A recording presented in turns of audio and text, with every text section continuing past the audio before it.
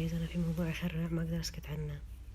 قاعدة أدور قاعد أتابع اللي صار آخر شي بقضية الطفلة سلمى المفقودة وكذي.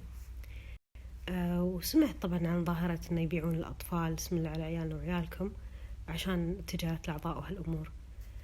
فقاعدة أدور أونلاين، شوف إيش لقيت.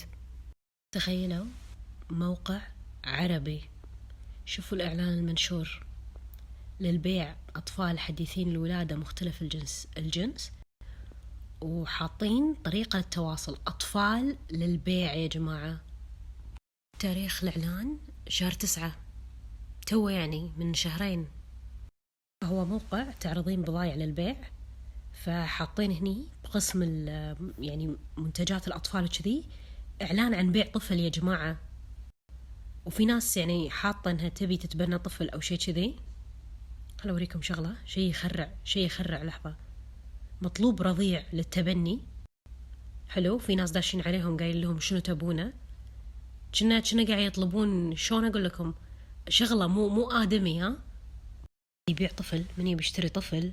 هذا هني كاتب حقق حلمك، الحلم اصبح حقيقه معنا. شيء يخرع. الحين قاعد اصور السنابات ولا قاعد شبتي وقلبي قاعد يرجع ورب الكعبه، ما ادري شنو اسوي. عندي الويب سايت، انا ما ابي احط اسم الويب سايت عشان لا يعدون يسكرونه يتهكر، ما ادري شنو ممكن يصير. بس هذا بلد عربي، ما ادري.